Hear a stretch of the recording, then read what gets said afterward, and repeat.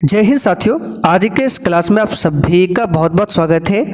तो साथियों, बिहार पुलिस मध्य निषेध सिपाही और कक्षपाल की भर्ती के लिए आज से हम लोग प्रीवियस ईयर का प्रैक्टिस सेट स्टार्ट करने जा रहे हैं, जिसमें साथियों हम लोग 2010 से लेकर अब तक CSBC के द्वारा जितने भी प्रश्न पूछे गए हैं उन सभी प्रश्नों को कवर करने वाले हैं। तो आप लोग पूरा सेट को लगाइए, इससे आपको पता चलेगा एग्जाम में किस टाइप के क्वेश्चन पूछे जाते हैं और कहाँ कहाँ से प्रश्न बनता है।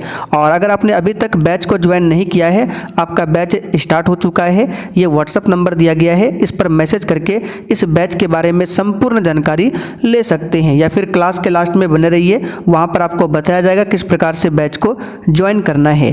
तो चलिए इसी के साथ आज के सेट को हम लोग स्टार्ट करते हैं। तो देखिए, आज का पहला क्वेश्चन है 1917 ईस्वी में कौन देश प्रथम विश्व युद्ध से अलग हो गया था? अमेरिका, रूस, इंग्लैंड या फिर डी जर्मनी? चलिए, क्वेश्चन नंबर 1 के लिए आप लोग आंसर बताइए।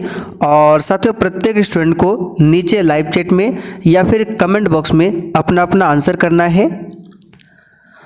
तो देखिए, यहाँ पर प्रथम विश्व युद्ध की बात करें तो ये 1914 में स्टार्ट हुआ था और 1918 में जाकर समाप्त हुआ था। तो प्रथम विश्व युद्ध में कौन सा देश था जो अलग हो गया था? तो इसका सही जवाब है रूस। दूसरा वाला ऑप्शन यहाँ पर आपका राइट है, रूस। प्रथम विश्व युद्ध जो है मित्र राष्ट्र एवं धुरी राष्ट्रों के मध्य लड़ा गया था। कौन कौन सा था? मित्र राष्ट्र एवं धुरी राष्ट्र। तो यहाँ पर आंसर क्या होगा? रूस। चलिए आगे बढ़ते हैं। क्वेश्चन नंबर देखिए 2। वर्साई की संधि से सर्वाधिक क्षति किस देश को हुई थी?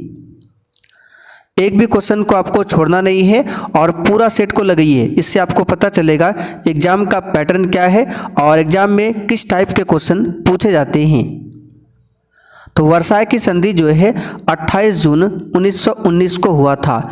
डेट याद रखिएगा, इंपॉर्टेंट है, 28 जून 1919। तो इसमें सर्वाधिक क्षति जो हुआ था जर्मनी को हुआ था। यहाँ पर फर्स्ट ऑप्शन आपका सही जवाब है, जर्मनी। चलिए आगे बढ़ते हैं। क्वेश्चन नंबर देखिए 3।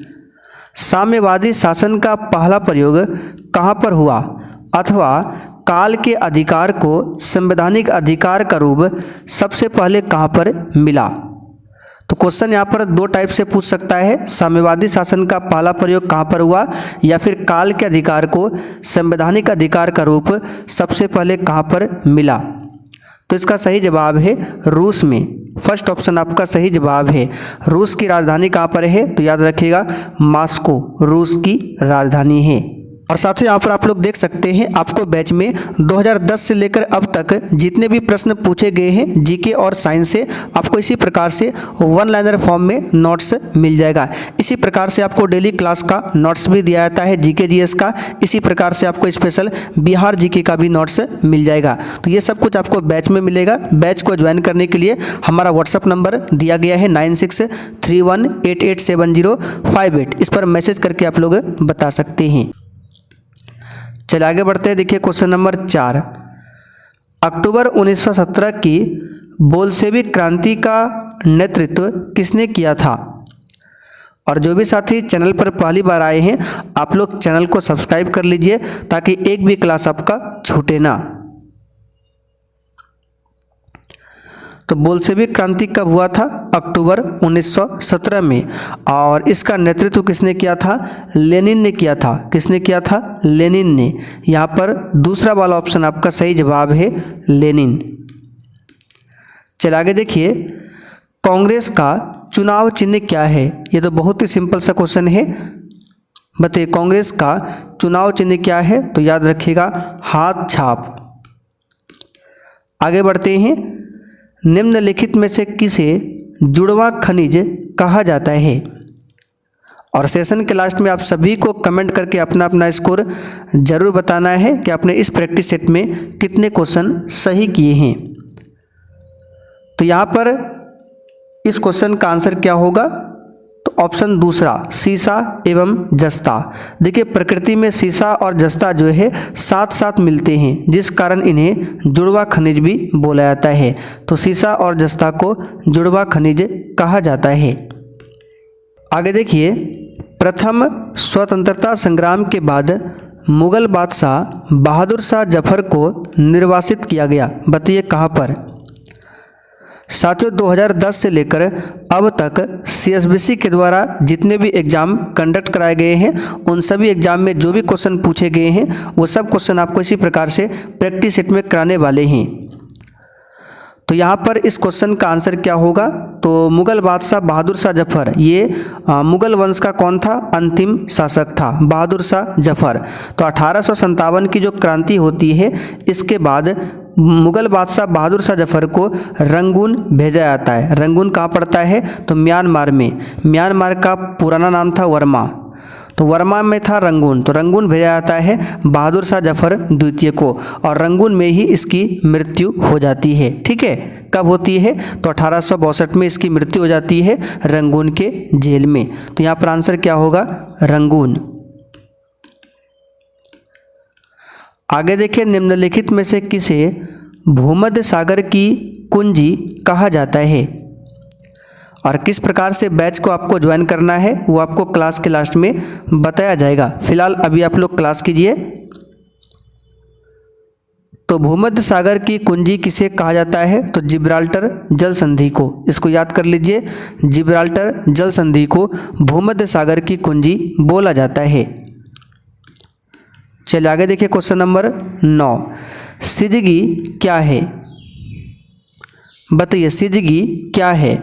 और क्लास में हम आपको जो भी एक्स्ट्रा क्वेश्चन बताते हैं आपको केवल ध्यान से सुनना है, बाकी ये सब क्वेश्चन आपको लिखा हुआ मिलेगा वन लाइनर नोट्स में, जीके में। ठीक है, कहाँ पर मिलेगा? बैच में। तो सिजगी क्या है? तो सूर्य, पृथ्वी तथा चंद्रमा की एक ही सीधी रेखा में स्थिति को सिजगी बोला जाता है। फर्स्ट ऑप्शन आपका सही जवाब है। जब कभी सूर्य, पृथ्वी और चंद्रमा एक सीधी रेखा में आ जाता है तो इस स्थिति को बोला जाता है सिजगी। आगे देखिए, निम्नलिखित में से कौन सा राजा हर्षवर्धन के समय की जानकारी के लिए सबसे अच्छा स्रोत था? तो इसका सही जवाब है बाणभट्ट। हर्षवर्धन के दरबारी कवि थे बाणभट्ट। यहाँ पर चौथा वाला ऑप्शन आपका राइट है। बाणभट्ट की पुस्तक याद रखिएगा, हर्षचरित। क्या है? हर्षचरित बाणभट्ट की पुस्तक है।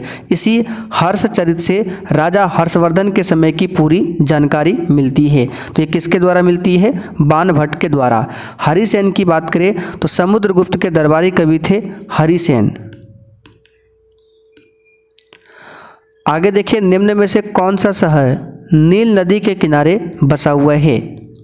देख सकते हैं क्लास का PDF। जैसे ही क्लास खत्म हो जाएगा इसका पूरा PDF आपको मिलेगा आंसर के साथ में। प्रत्येक क्वेश्चंस के नीचे यहाँ पर आंसर लिखा हुआ मिलेगा। उसके बाद वन लाइनर GK GS का notes, one liner question bank मिल जाएगा, स्पेशल बिहार GK का नोट्स मिलेगा। सब कुछ आपको बैच में मिलेगा। ये व्हाट्सअप नंबर दिया गया है, मैसेज करके बता सकते हैं। तो कौन सा शहर नील नदी के किनारे बसा हुआ है? तो खार्तूम। ठीक है, क्या हो जाएगा? खार्तूम। सूडान की राजधानी है खार्तूम। चलिए आगे देखते हैं, संसार का सबसे छोटा महासागर कौन सा है? देखिए, सबसे बड़ा महासागर की बात करें तो प्रशांत महासागर है। सबसे छोटा हो जाएगा आर्कटिक महासागर। तीसरा वाला ऑप्शन आपका राइट है। आगे देखिए, निम्नलिखित में से कौन सा संविधान संशोधन यह कहता है कि ग्राम पंचायत में 1/3 सीटें महिलाओं के लिए आरक्षित होनी चाहिए? चौथा ऑप्शन आपका सही है, 73वां संशोधन जो कि 1992 में हुआ था। ये पंचायती राज से संबंधित है और 73वां संविधान संशोधन लागू हुआ था 24 अप्रैल 1993 को। इसलिए हम लोग 24 अप्रैल को पंचायती राज दिवस भी मनाते हैं। तो सही जवाब इसका है चौथा ऑप्शन। चलिए आगे देखते हैं, पेशवा बाजीराव प्रथम द्वारा इनमें से कौन सा इलाका नहीं जीता गया था?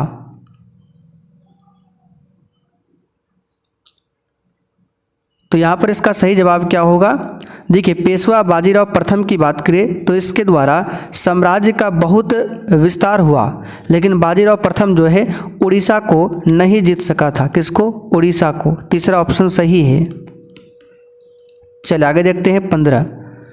भारत के राष्ट्रपति को पद की शपथ कौन दिलाता है? तो भारत के राष्ट्रपति को पद की शपथ भारत का मुख्य न्यायाधिपति यानी कि भारत का मुख्य न्यायाधीश, उच्चतम न्यायालय का जो मुख्य न्यायाधीश है राष्ट्रपति को शपथ दिलवाता है। चौथा ऑप्शन यहाँ पर आपका सही जवाब है। चलिए आगे देखिए, राज्यसभा के सदस्यों का कार्यकाल कितने वर्ष का होता है? देखिए राज्यसभा की बात करें ये एक अस्थाई सदन है, ठीक है। इसको ऊपरी प्रतिनिधि सभा भी बोला जाता है। राज्यसभा में 250 सदस्य होते हैं। कितने? 250। वर्तमान में कितने हैं? तो 245 सदस्य हैं, जिसमें से 229 जो है, ठीक है, 229 राज्यों से और 4 जो है संघ शासित प्रदेश से और 12 राष्ट्रपति के द्वारा मनोनीत किया जाता है। और इसके सदस्यों का कार्यकाल जो होता है 6 साल के लिए होता है। कितना? 6 साल के लिए होता है, जिनमें से हर एक 2 साल में, ठीक है, जिनमें से हर एक 2 साल में 1/3 सदस्य यानी 1/3 सदस्य जो है वो रिटायर होते हैं। तो अगर आपसे पूछे राज्यसभा में कितने सदस्य कितने सदस्य 2 वर्ष के अंतराल में रिटायर होते हैं, तो 1/3 सदस्य। कितने वर्ष के अंतराल में? 2 वर्ष के अंतराल में। और प्रत्येक सदस्य का कार्यकाल 6 वर्ष के लिए होता है। तो आंसर क्या होगा? First option. भारत में मुगल शासकों का निम्नलिखित में से कौन सा अवरोही क्रम सही है? अवरोही क्रम यानी कि घटते हुए क्रम आपको बताना है। तो यहाँ पर सबसे पहले देखिए यहाँ पे अकबर दिया, उसके बाद हुमायूं, ये गलत है। पहले हुमायूं होगा फिर अकबर। यहाँ पर देखिए हुमायूं दिया है फिर जहांगीर दिया है फिर अकबर, ये गलत है, ठीक है। वो जहांगीर से पहले होगा अकबर, तो ये भी सेट नहीं करेगा। यहाँ पर देखिए अकबर जहांगीर हुमायूं, ये भी गलत है, ठीक है। यहाँ पे देखिए हुमायूं दिया है, अकबर दिया है, जहांगीर दिया है, शाहजहां दिया है, ये क्रम सही है। हुमायूं से पहले कौन हो जाएगा? बाबर। तो बाबर, हुमायूं, अकबर, जहांगीर, शाहजहां, ये इसका क्रम है। तो चौथा वाला ऑप्शन आपका राइट है। चलिए आगे देखते हैं क्वेश्चन नंबर 18।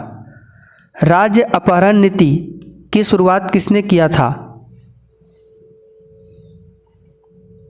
अच्छा, यहाँ से क्वेश्चन बनता है किस मुगल शासक ने तंबाकू पर प्रतिबंध लगाया था? तो याद रखिएगा जहांगीर ने तंबाकू पर प्रतिबंध लगाया था। और मुगल चित्रकला का स्वर्ण काल कहा जाता है जहांगीर के समय को। दास प्रथा, तीर्थ यात्रा कर, जजिया कर का उन्मूलन, ये सब किसने किया था? तो अकबर ने किया था। किसने? अकबर ने किया था। तो इसका सही जवाब है डलहौजी। दूसरा वाला ऑप्शन आपका राइट है। और इस नीति के तहत 1848 में सबसे पहले एक क्षेत्र आता है सतारा। तो इस नीति के तहत अगर आपसे पूछे किस क्षेत्र को ब्रिटिश साम्राज्य में मिलाया गया था सबसे पहले, तो सतारा को। कब? 1848 में। आगे देखिए, सिंधु घाटी सभ्यता से संबंध स्थान जो कि लोथल है, निम्नलिखित में से किस राज्य में है? तो लोथल जो है ये गुजरात राज्य के अहमदाबाद जिले से 16 किलोमीटर दक्षिण सरवाला गांव में स्थित है और ये भोगवा नदी के तट पर है, ठीक है। तो यहाँ पर इसका सही जवाब है गुजरात। क्या हो जाएगा? गुजरात। आगे देखिए, निम्नलिखित में से कौन कौन से महासागर पनामा नहर से जुड़े हुए हैं?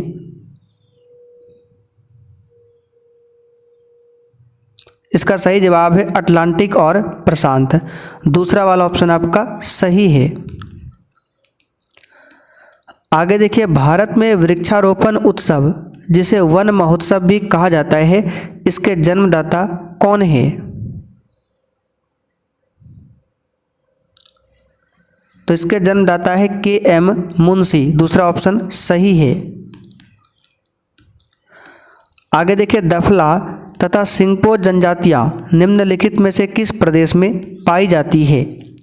जो भी साथी इसका फॉर्म भर चुके हैं आप लोग अच्छे से तैयारी कीजिए। डेली रात 8 बजे से आपका क्लास चलता है। तो दफला तथा सिंगपो जनजातियाँ जो है ये कहाँ का हो जाएगा, तो इसका सही जवाब है अरुणाचल प्रदेश। आप लोग कमेंट करके बताइए जारवा जनजाति और सेम्पेन जनजाति ये कहाँ निवास करता है। चलिए आगे बढ़ते क्वेश्चन 23। साइलेंट वैली प्रोजेक्ट का संबंध निम्नलिखित में से किस राज्य से है।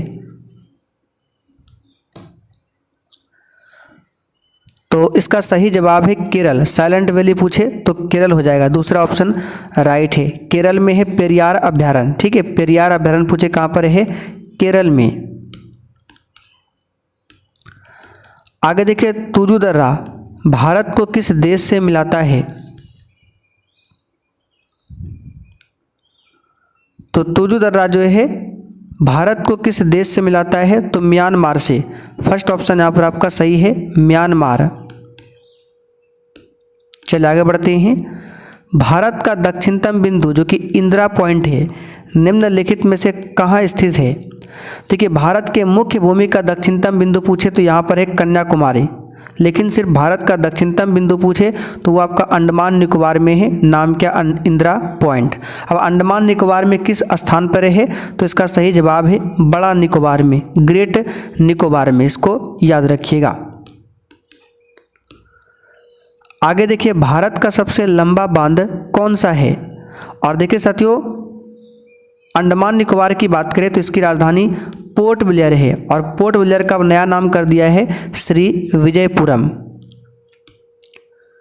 तो भारत का सबसे लंबा बांध आप सभी जानते हैं हीराकुंड बांध है, जो कि उड़ीसा पर महानदी पर है, उड़ीसा राज्य में महानदी पर। आगे देखिए पृथ्वी के भूपृष्ठीय स्तर को किस नाम से भी पुकारते हैं। तो पृथ्वी का जो भूपृष्ठीय स्तर है इसमें सिलिकॉन तथा एल्युमिनियम होता है, जिसके कारण इसको सियाल बोला जाता है। सिलिकॉन और क्या होता है, एल्युमिनियम, इस कारण इसको सियाल कहा जाता है। किस अंग्रेज ने पहली बार भगवत गीता का अंग्रेजी में अनुवाद किया था। बताइए इसका आंसर क्या होगा। तो ये किया था चार्ल्स विल्किंस ने। किसने किया था, चार्ल्स विल्किंस ने किया था, दूसरा ऑप्शन सही है।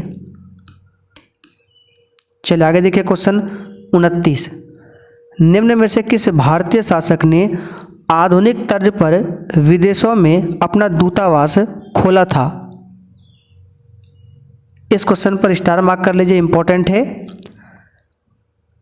ये खोला था टीपू सुल्तान ने, चौथा ऑप्शन आपका सही जवाब है। टीपू सुल्तान की राजधानी कहाँ पर थी, श्रीरंगपट्टनम। टीपू सुल्तान की मृत्यु 1799 में होती है चौथे आंग्ल मैसूर युद्ध के द्वारा। चलिए आगे देखिए संविधान के किस अनुच्छेद के अंतर्गत प्रत्येक राज्य अपनी मातृभाषा का प्रसार एवं अनुदेश प्राथमिक शिक्षा में लागू कर सकता है। यानी कि जो प्राइमरी शिक्षा, प्राइमरी एजुकेशन है उसमें अपनी मातृभाषा का प्रसार एवं अनुदेश लागू कर सकता है। ये किस आर्टिकल में बताया गया है, तो ये आर्टिकल 350A में बताया गया है, इसको याद कर लीजिए। आगे देखिए हड़प्पा कालीन सभ्यता का विशाल कोठार अनाज संग्रह स्थल कहाँ से मिला है। और जिन्होंने अभी तक सेशन को लाइक नहीं किया है आपसे रिक्वेस्ट है आप लोग सेशन को साथ में लाइक करते हुए चलिए। तो ये मिला है मोहन जोदाड़ो से, ठीक है। इसकी खोज 1922 में किया गया था राखलदास बनर्जी के द्वारा, और ये कहाँ पर है, ये वर्तमान में पाकिस्तान में सिंध प्रांत में सिंधु नदी के किनारे बसा हुआ है। हड़प्पा की खोज 1921 में किया गया था दयाराम साहनी के द्वारा। निम्नलिखित को सुमेलित करें। चलिए इसको आपको मिलान करना है। तो यहाँ पर एनीमोमीटर देखिए हवा का वेग दिया हुआ है, ये बिल्कुल सही है, हवा का वेग मापने वाला यंत्र है। सिस्मोग्राफ भूकंप को मापने वाला है। हाइग्रोमीटर आर्द्रता को मापने वाला है। बैरोमीटर दाब। तो यहाँ पर सब कुछ सही दिया हुआ है, ठीक है, इसको अच्छा से देख लीजिएगा। आगे देखिए किस गवर्नर जनरल ने अपने को बंगाल का शेर कहा था।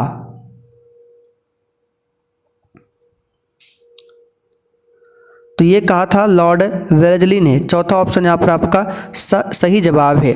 लॉर्ड वेलेस्ली ने ही सहायक संधि को लाया था। ठीक है, इसी ने फोर्ट विलियम कॉलेज की स्थापना किया था। फोर्ट विलियम कॉलेज आंसर होगा चौथा ऑप्शन।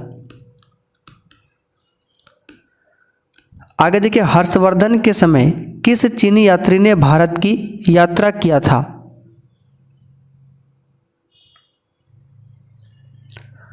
तो ये क्या था? ह्वेनसांग ने। ह्वेनसांग ने हर्षवर्धन के समय में भारत की यात्रा किया था। ठीक है, और ह्वेनसांग की पुस्तक याद रखिएगा सीयू की। सीयू की किसकी पुस्तक है? ह्वेनसांग की पुस्तक है। फायान की बात करें तो ये भी चीनी यात्री है। इन्होंने चंद्रगुप्त विक्रमादित्य के समय में भारत का भ्रमण किया था। चलिए आगे देखते हैं 35। निम्नलिखित को सुमेलित करें। तो यहाँ पर भी देखिए सब सुमेलित दिया हुआ है। तमिलनाडु का पोंगल, पश्चिम बंगाल का डोल पूर्णिमा, केरल का ओणम, असम में भोगाली बिहू उत्सव मनाया जाता है। तो इसको देख लीजिएगा, ये ऑलरेडी मैच किया हुआ है। आगे देखिए, 1942 के भारत छोड़ो आंदोलन के दौरान भारत का वायसराय कौन था? आंसर है लॉर्ड लिनलिथगो। और ब्रिटेन का प्रधानमंत्री उस समय कौन था? Palm eastern. यहाँ पे नाम लिख देते हैं, पाम ईस्टर्न। ठीक, तो आंसर क्या होगा? Lord Linlithgow. आगे देखिए, जवाहरलाल नेहरू कितनी बार भारतीय राष्ट्रीय कांग्रेस के अध्यक्ष बने थे? तो भारत की आज़ादी के पहले जवाहरलाल नेहरू जो है भारतीय राष्ट्रीय कांग्रेस के 3 बार अध्यक्ष बने थे। पहली बार 1929 में लाहौर अधिवेशन, दूसरी बार 1936 में लखनऊ अधिवेशन, फिर 1937 में फैजपुर अधिवेशन। तो आंसर क्या होगा? 3 बार।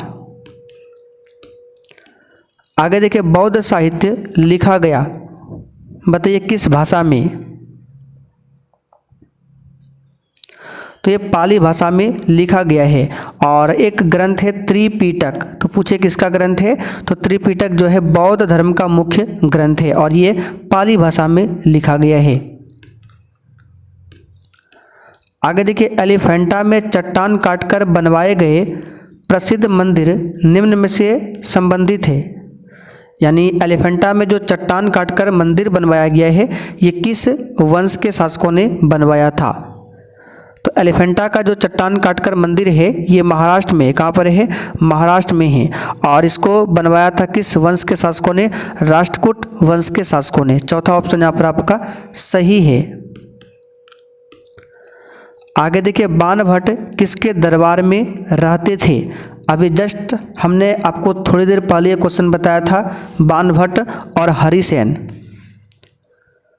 तो बाणभट्ट जो है हर्षवर्धन के दरबारी कवि थे और बाणभट्ट ने ही रचना किया है हर्षचरित की रचना। ठीक है, हर्षचरित और कादम्बरी, ये भी याद रखिएगा। कादम्बरी भी किसकी रचना है? तो बाणभट्ट की, हर्षवर्धन की रचना है। समुद्रगुप्त को भारत का नेपोलियन कहा जाता है। इनके दरबारी कवि कौन थे? हरिसेन। और हरिसेन ने प्रयाग प्रशस्ति लेख की रचना किया है। तो साथियों, आपका सेट कंप्लीट हो चुका है। अब जिनको भी इस एग्ज़ाम के लिए बैच ज्वाइन करना है, आइए बता देते हैं, आपका बैच स्टार्ट हो चुका है। तो बैच ज्वाइन करने के लिए सबसे पहले प्ले स्टोर से ये वाला एप्लीकेशन इंस्टॉल कर लीजिए, सक्सेस वर्ल्ड MCQ। इसका लिंक आपको डिस्क्रिप्शन बॉक्स में भी मिल जाएगा। तो जैसे ही डाउनलोड करके ओपन करेंगे, मोबाइल नंबर डालकर आपके सामने इस प्रकार से इंटरफेस होगा। आपको ऑल कोर्स पर क्लिक करना है। जैसे ही क्लिक करेंगे तो सबसे नीचे आपको आ जाना है। तो यहाँ पर देखिए लिखा मिलेगा मद निषेध और कक्षपाल के लिए बैच। तो यहाँ पर पेमेंट करके इस बैच को ले सकते हैं। अभी इसमें ऑफर चल रहा है, तो आप लोग देर मत कीजिए। और बैच में क्या क्या मिलेगा तो यहाँ पर देख सकते हैं, सब कुछ लिखा हुआ है। और अधिक जानकारी चाहिए तो ये व्हाट्सअप नंबर दिया गया है, मैसेज करके पूछ सकते हैं। ऑलरेडी बहुत सारे बच्चे इस बैच को ज्वाइन कर लिए हैं, तो आप लोग भी पीछे मत रहिए। आज ही इस बैच को ज्वाइन करके अपनी तैयारी को स्टार्ट कीजिए।